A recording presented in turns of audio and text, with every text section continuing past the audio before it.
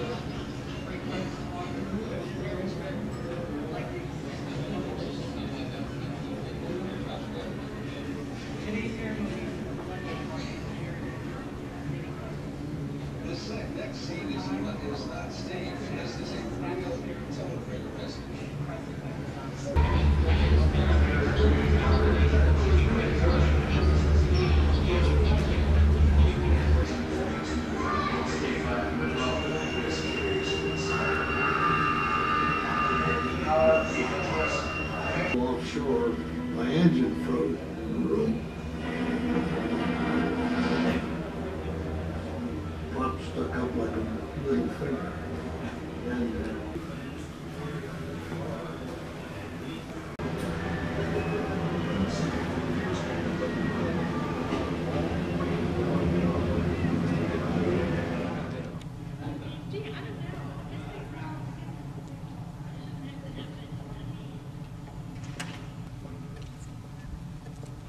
And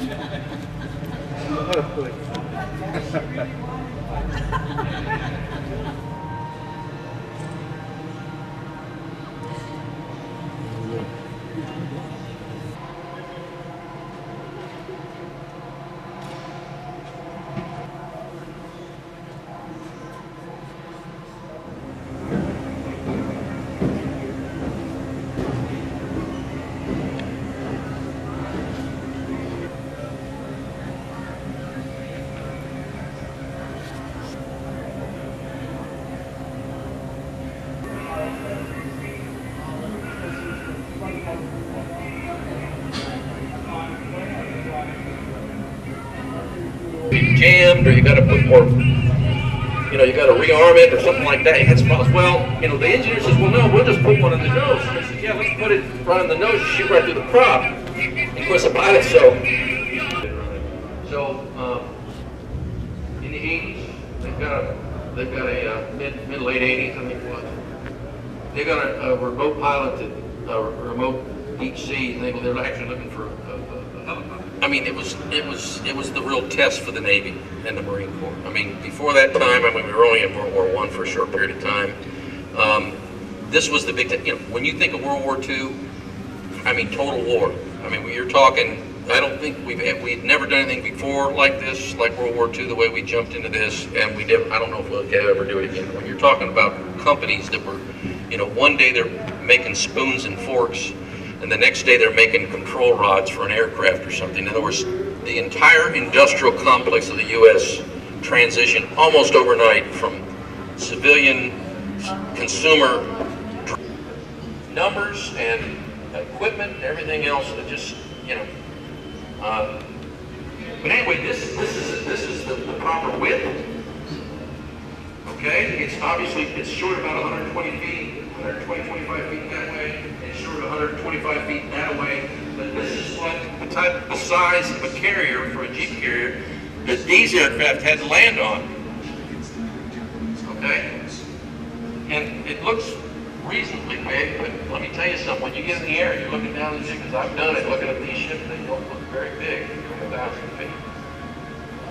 Fortunately for me, I was a helicopter pilot, so I could just kind of slid right in and just keep things under control. But this is the kind of aircraft carrier. The San Jacinto was a sister ship of the Cabot. That was what George Bush.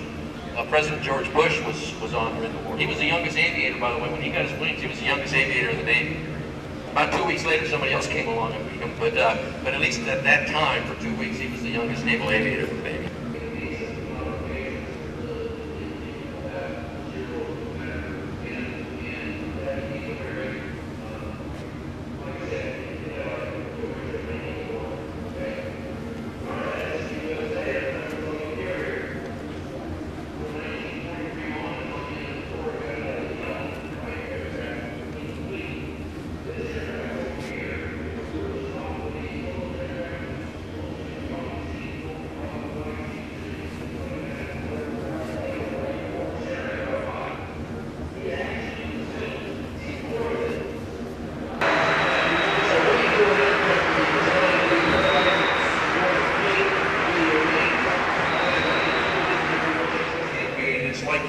The maintenance facility out there underneath the jungle trees and things like that. And right next to that is the carrier hangar deck area. That's another aircraft sitting there, like what it would kind of look like if you were in the carrier during World War II and you're down in the hangar deck and you got the maintenance guys working on it. The same, all the scientists run out and pat each other on the back and they do all their studies and this and the other. They get back in the aircraft to take back off again. Full power, doesn't budge. Front row. So, I mean, they didn't know it was Operation Defreeze. They didn't know what they're going to do now. But so what the pilot ends up doing is he gets his chain assist bottles. He goes full power and then hits the bottles, all four of them, and it broke them loose. And they barely got up, but they did get up. Now it's in our museum. So that's one of those little tidbits. So let's go look at some helicopters over here.